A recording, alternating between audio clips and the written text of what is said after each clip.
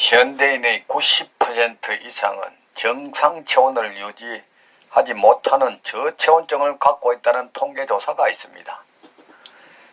그리고 현대인들의 체온은 점점 낮아지고 있다는 것입니다. 인간은 항온동물이고 정상 체온은 36.5도라는 교과서적인 배움이나 상식은 옛말이 되었다고 합니다.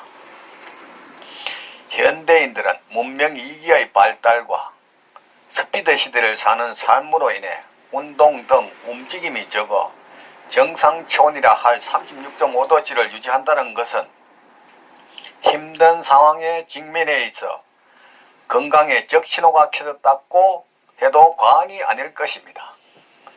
여러분 안녕하십니까? 웰빙 100세 시대 시사 거자 자격으로 아름답고 행복한 더불어 사는 세상을 만들어가는 소엽선생의 웰빙 생활건강TV입니다.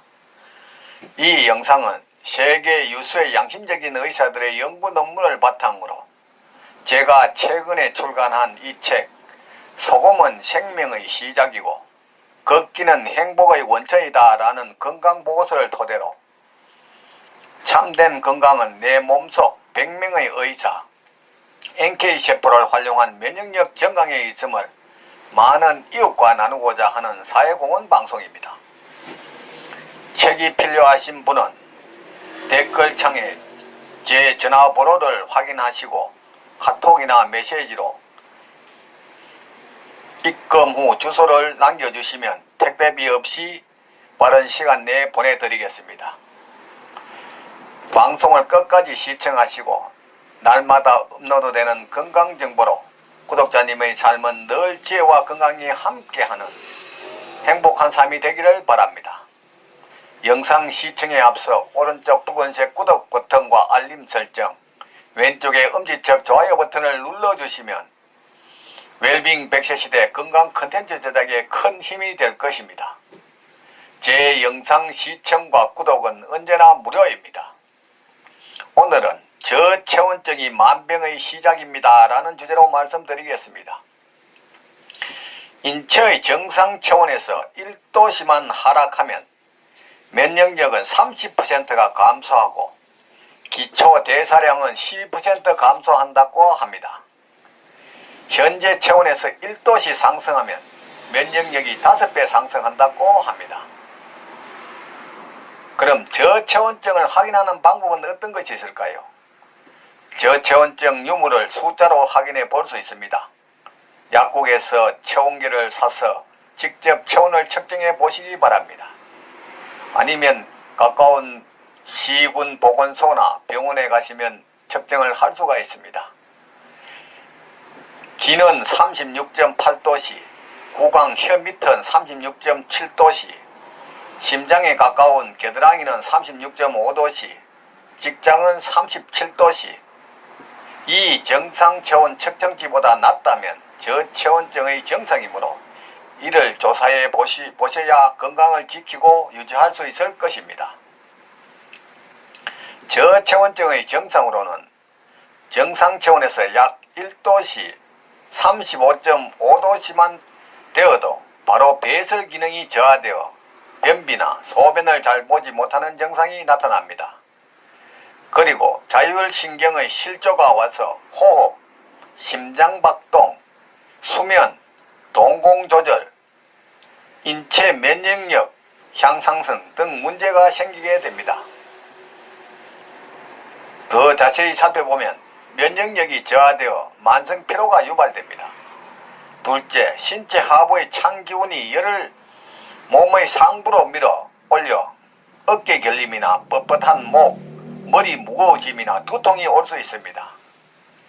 셋째, 알레르기 증상이 나타납니다. 네 번째, 저체온이나 냉증을 방치하게 되면 손발이 차갑거나 통증이 오는 냉증이 걸리기 쉽습니다. 다섯째, 냉증이 있는 분들은 소화 기능이 저하된 분들이 많습니다. 또한 장이 차가워져 변비, 복부 비만이 생기게 됩니다. 여섯째, 여성 하복부 냉증으로 인해 생리통이나 불임이 생길 수 있습니다. 일곱 번째, 체온이 떨어져 혈관에도 문제가 생기면 당뇨나 고혈압 그리고 각종 통증이 올 수 있습니다. 여덟째, 각종 암도 35도씨의 저체온 상태에서 바람을 촉진하여 성장하게 됩니다.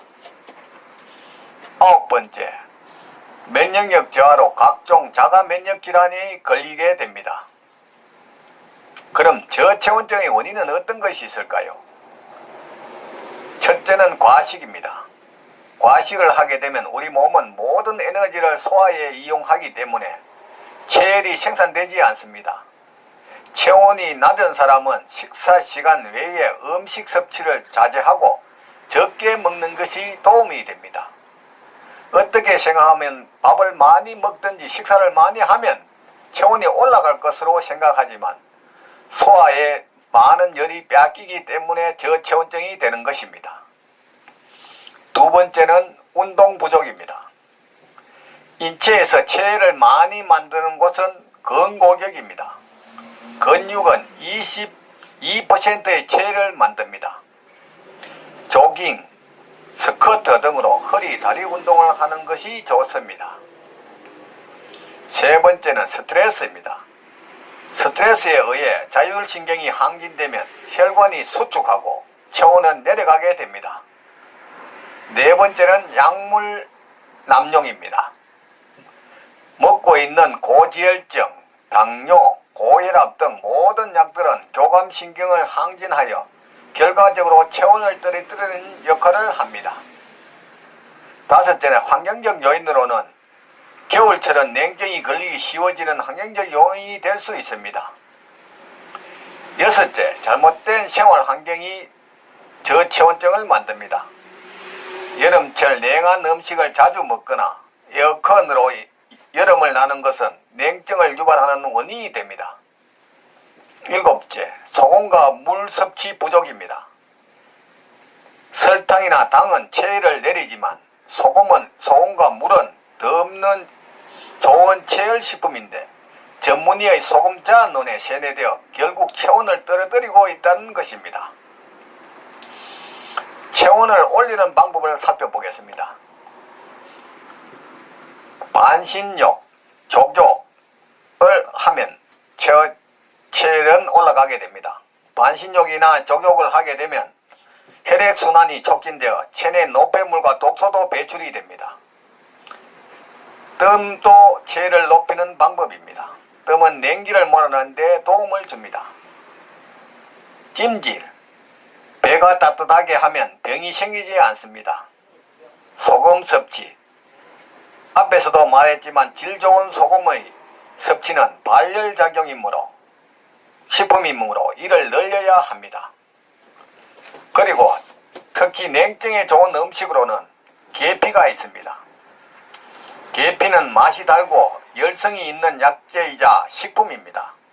계피는 수족 냉증, 소화장애, 배독, 변비 증상, 하복부 냉증 개선에 도움을 주는 식품입니다. 그 다음에는 마늘이 있습니다. 마늘의 매운 성분은 체온을 상승시키고 혈관을 확장시키며 몸의 독소를 빼는 식품입니다. 그 다음은 생강이 체열을 높입니다.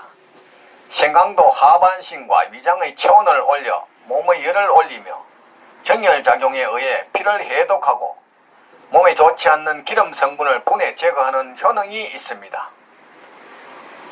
서양의학의 선구자 히포크라테스는 내가 체온 2도씨를 올릴 수만 있다면 못 고칠 병이 없다라고 했습니다. 체온 상승은 그만큼 각종 질병의 예방과 치료를 위해 우선해야 할 프로세스입니다. 오늘은 저체온증이 만병의 시작이다라는 주제로 말씀드렸습니다. 삶에 쫓겨 방치하다시피 한 몸, 병이 와서 소문난 병원이나 유명한 의사가 병을 고쳐줄 것이라며 방황하지 말고 미리 내 몸 안에 100명의 의사를 활용한 자연치유력으로 천하보다 소중한 내 생명, 건강을 지키시기 바랍니다. 부모, 형제나 친구, 심지어 의사 등 그 누구도 대신 아파주거나 책임져 주지 않습니다.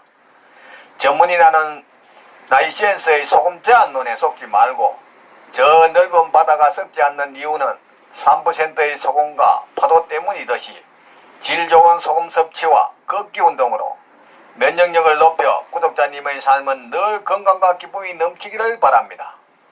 오늘은 보람찬 하루였습니다. 내일은 더욱 멋지고 행복한 날이 될 것입니다. 지금까지 웰빙 100세 시대 시사 걷자 자격으로 아름답고 행복한 더불어 사는 세상을 만들어가는 소엽선생의 웰빙 생활 건강 TV였습니다. 많은 시청과 이웃에게 권하는 관심과 응원을 부탁드립니다. 끝으로 다시 한번 이 책에 대해서 주문을 하실 분은 댓글창에 제 전화번호로 확인하시고 카톡이나 메시지를 남겨주시면 택배비 없이 빠른 시간 내에 붙여드리겠습니다. 감사합니다.